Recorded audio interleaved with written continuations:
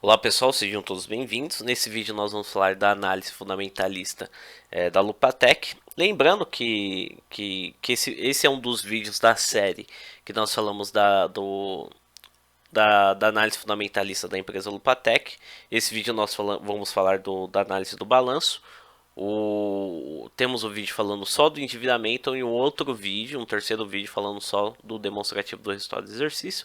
O link dos dois vídeos do endividamento e do demonstrativo do resultado do exercício está aí na descrição, quem quiser acompanhar está muito interessante também. Bom pessoal, antes de mais nada, quem puder estar se inscrevendo no canal já contribui muito para a continuidade do projeto. Tem minhas redes sociais também, o Instagram e o Facebook, quem quiser acompanhar lá também vai ser muito bem-vindo.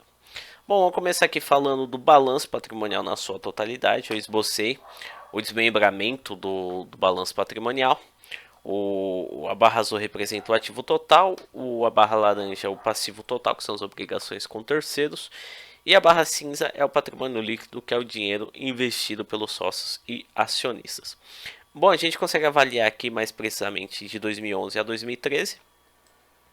É possível avaliar que a empresa teve mais dívida do que ativos, ou seja, a empresa teve mais obrigações a pagar é, do que do que patrimônio, do que ativos, dinheiro a receber, ativos em seu nome, ou seja, a empresa passou por um período muito endividado aqui de 2011 a 2013.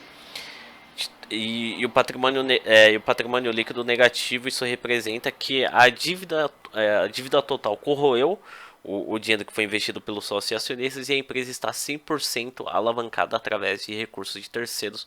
Ou seja, hoje de 2011 a 2013 a empresa era totalmente dependente de capital de recursos de terceiros, e capital de recursos de terceiros é um capital que tem custo, que acaba impactando no aumento das despesas financeiras da empresa. Bom, de 2014 a 2016, para ser mais preciso aqui, 2014 a 2016, o ativo da empresa voltou a subir, mas o volume caiu drasticamente, a dívida também caiu drasticamente. Então, ou seja, houve uma desvalorização das riquezas da empresa, houve uma diminuição do caixa, da conta clientes, que a gente vai avaliar mais nos próximos slides. Mas aqui houve uma diminuição, o ativo ficou superior à dívida da empresa, porém houve uma diminuição forte aí do total do ativo da empresa. Ficou superior da dívida, mas a desvalorização das riquezas da empresa. Ficou evidente nessa desvalorização em relação ao período de 2011 a 2013 e 2014, teve um impacto muito forte. Bom, 2017 a 2020, praticamente o balanço patrimonial da empresa que praticamente ficou praticamente um espelho, né, de 2017 a 2020, praticamente o balanço teve pouca variação, praticamente variação mínima aí, ou seja, o aspecto patrimonial da empresa teve pouquíssima, mínima variação de 2017 a 2020. Bom, aqui olhando esse aspecto aqui é preocupante, porque a gente verifica aqui que a empresa não está trabalhando, né? A empresa parece que parou no tempo, e isso é uma situação preocupante, muito preocupante ao meu ver. Bom, vamos falar um pouquinho do ativo, né? Que é os bens e direitos que a empresa tem a receber, do total de riqueza da empresa. Começando pelo ativo realizável, o ativo realizável é o ativo total, menos o ativo imobilizado e o intangível, ou seja, que a gente só cita, só é estudado as contas do ativo que tem como finalidade ser transformado em dinheiro, ou seja, possibilidade de geração de caixa futuro. Bom, a gente está no aspecto aqui, o ideal quanto maior melhor, né? A gente consegue avaliar um aspecto negativo de 2011 a 2016, veio numa queda forte aqui, veio numa queda forte até 2016, ou seja, uma desvalorização das riquezas da empresa, ou seja, de 2011 a 2016, o volume de riquezas da empresa, de caixa de contas que tem possibilidade de ser transformado em dinheiro no período de médio a longo prazo, vem no período constante, ou seja, a possibilidade de geração de caixa futura vem diminuindo constantemente no período de 2011 a 2016. 2017 a empresa teve uma leve recuperação, só que de 2017 a 2020 esse volume ficou estagnado. Bom, aqui é os disponíveis da empresa, ou seja, o total de caixa. A gente consegue avaliar aqui que o caixa era até considerável, alto de 2011 a 2013, tinha um volume até interessante, porém caiu drasticamente em 2014. 2015 teve esse aumento do caixa aqui surpreendente, possivelmente a empresa vendeu algum ativo, deve ter vendido alguma empresa do grupo.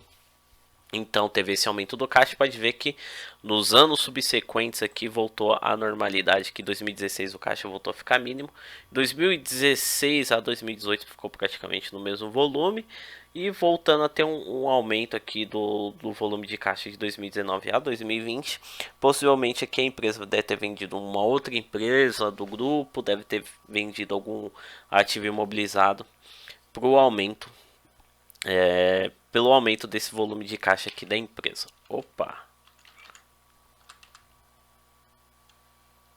me perdi aqui. Bom, já falamos dos disponíveis da empresa. Vamos falar aqui do contas a receber, que é o direito que a empresa tem a receber de seus clientes no período de curto e a longo prazo. Aqui a gente consegue esboçar uma possibilidade de geração de caixa futuro no período de curto e a longo prazo. Bom, a gente consegue avaliar que a situação de o volume de clientes da empresa caiu drasticamente aqui de 2011 a 2017, tendo uma leve recuperação em 2018, mas em 2019 e 2020 que despencou, 2019 e 2020 praticamente no mesmo patamar. Bom, aqui a gente tem um comparativo do o estoque versus vendas. A gente consegue avaliar a questão do volume de estoque em relação ao volume de vendas, se houve um aumento de volume de estoque, se o volume de vendas acompanhou ou se houve uma diminuição do volume de estoque. E se o volume de vendas acompanhou essa diminuição, foi o que aconteceu com a Lupatec. Conforme veio diminuindo o volume de estoque representa a barrinha azul, o volume de vendas barrinha laranja. A gente consegue avaliar aqui que o volume de estoque veio caindo e o volume de vendas acompanhou quando teve quando estagnou aqui de 2016 a 2017, estagnou o volume de vendas. 2019 e 2020 teve uma outra queda de volume de vendas da empresa e o volume de estoque da empresa e o volume de vendas estagnado também. Ou seja, a empresa está com volume de vendas muito baixo, caiu muito em relação de 2011 a 2020, aí praticamente caiu umas 5 vezes, 5 vezes diminuiu o valor de vendas da empresa de 2011 a 2020. Bom, aqui a gente faz o comparativo de imobilizado da empresa. Bom, aqui a gente consegue avaliar a barrinha azul representa o total de vendas da empresa, a barrinha laranja representa o imobilizado, ou seja, os ativos fixos da empresa. A gente consegue avaliar também, está bem parecido em relação aos estoques, houve uma diminuição forte do total de vendas da empresa e teve uma diminuição do ativo imobilizado também, ou seja, a empresa vendeu um volume alto de ativo fixo, por isso que teve aquele volume de caixa, né? A empresa vendeu imobilizado, então diminuiu aqui a conta de imobilizado, então o volume de vendas também diminuiu. Quando há uma diminuição do imobilizado, então quer dizer que a empresa vai diminuindo, possivelmente aquela estrutura que a empresa tinha de prédios, escritórios, galpões, o parque industrial. Se a empresa vende o parque industrial, ela para de atender um determinado volume de clientes, então a tendência é o que diminuir o volume de vendas. Foi o que aconteceu, a empresa seguiu a lógica. A empresa aqui, pelo menos em relação ao que a gente falou do balanço patrimonial e do ativo, a empresa aí praticamente está sem perspectiva de crescimento futuro. Ou seja, aí só um milagre aí para a questão de melhoramento em relação, pelo menos em relação ao ativo. Vamos falar um pouquinho do passivo, que são as obrigações que a empresa tem a pagar com terceiros. São os fornecedores, empréstimos e financiamentos e a folha salarial e impostos. Fazendo um comparativo aqui do ativo circulante e não circulante. A barrinha azul representa a dívida a curto prazo, que é o passivo circulante. A barra laranja representa a dívida a longo prazo. O ideal é sempre que o menor parte do volume da dívida da empresa esteja alocada no período, o maior volume da dívida da empresa esteja alocada no período de longo prazo, para a empresa ter tempo o suficiente para poder gerar caixa, para poder honrar esses compromissos, né? Bom, 2011 a 2013 foi um ano complicado, porque o maior volume de dívida da empresa ficou no período de curto prazo, ou seja, a empresa de 2011 a 2013 ela teve um prazo só de 12 meses para poder honrar esses pagamentos, então a empresa teve que gerar um caixa rápido para poder pagar essas dívidas. 2014 o total de volume de dívidas da empresa caiu drasticamente, possivelmente a empresa vendeu os ativos imobilizados para poder honrar esses pagamentos, né? Por isso que teve uma diminuição da diminuição da dívida da empresa. O de 2014 aí voltou, a empresa está tentando se organizar. Se você vê que a empresa está até tentando tomar alguma atitude, vendendo ativos imobilizados para tentar honrar esses compromissos, a gente consegue avaliar que em 2014 a empresa jogou a maior parte do volume da dívida da empresa, ficou no período de longo prazo, a menor parte a curto prazo. Isso ocorreu de 2014 a 2020, mas a gente consegue avaliar aqui que o volume de dívida da empresa ficou estagnado, ou seja, a empresa não está, possivelmente a empresa não está pagando. Ela pagou aqui uma parte do volume da dívida a curto prazo, em 2019 a 2020. Mas a situação da empresa está bem complicada. A gente consegue avaliar aqui que o volume de dívida de 2017 a 2020 ficou praticamente inalterado, ou seja, ela está tendo sérias dificuldades para estar honrando esses compromissos. O volume de vendas diminuindo, caixa diminuindo, volume de promessas de pagamentos, de recebimento de clientes no período de curto a longo prazo vem diminuindo. Da onde que a empresa vai arrumar recursos para estar pagando essa dívida, né? A não ser se ocorra de alguém comprar a empresa, um novo investidor. Mas é um milagre, né? É esperar ver o que acontece. Bom, aqui eu pego as duas contas principais que representam o passivo total, o passivo exigível, né? Que tem um passivo não exigível, que é o patrimônio líquido. O passivo exigível é o que nós pegamos para estudar com mais detalhes. As duas principais contas que são empregadas no passivo são os fornecedores e a dívida bruta. A dívida bruta são os empréstimos e financiamentos, tanto a curto prazo quanto a longo prazo, em relação aos fornecedores, da onde a empresa compra a matéria-prima para poder fabricar o seu produto. Bom, já batendo o olho, o volume de dívida da empresa em relação aos empréstimos e financiamentos é 1000 vezes maior do que os fornecedores que a empresa tem a pagar. Essa é uma situação muito preocupante também, porque os empréstimos e financiamentos é um capital que tem custo, que acaba impactando nas despesas financeiras, e estando nas despesas financeiras lá no DRE, que a gente vai falar, que os links tá, quando a gente estuda o DRE, que o link tá aí na descrição, quem quiser acompanhar vai ser, tá muito interessante, tá muito legal também. Então, aumentando as despesas financeiras vai impactar diretamente no lucro líquido da empresa.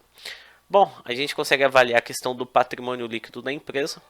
De 2011 a 2013 ficou no patamar negativo, ou seja, a empresa não teve patrimônio líquido, a dívida total da empresa corroeu o capital que foi investido pelos sócios acionistas. 2014 e 2020 aqui a empresa esboçou uma recuperação que possivelmente teve aplicação, não olhei com detalhes sobre o patrimônio líquido, mas aqui possivelmente os sócios possivelmente aplicaram recursos, né? Recursos para o patrimônio líquido voltar a ficar positivo. Bom, de 2014 a 2020 o patrimônio líquido ficou praticamente intacto, com pouca variação. Tem variação aqui em 2016 e 2020 aqui de diminuição do volume do patrimônio líquido da empresa. Bom, pessoal, termino a análise falando do balanço. Na descrição está o link do estudo do endividamento demonstrativo do resultado do exercício. Se você gostou, deixa um joinha aí, já contribui para esse vídeo chegar a outras pessoas. E puder estar se inscrevendo para estar acompanhando os próximos vídeos, vai ser muito bem-vindo também. Aqui tem meu Instagram, meu Facebook, quem quiser acompanhar, o link está aí na descrição do vídeo também. É muito interessante, muito legal também, e já ajuda e já motiva a continuidade do nosso projeto. Um grande abraço, sucesso a todos, e não se esqueça aí, se você não assistiu ainda o análise do endividamento demonstrativo do resultado do exercício, o link está aí na descrição. Um grande abraço, sucesso a todos e um grande abraço.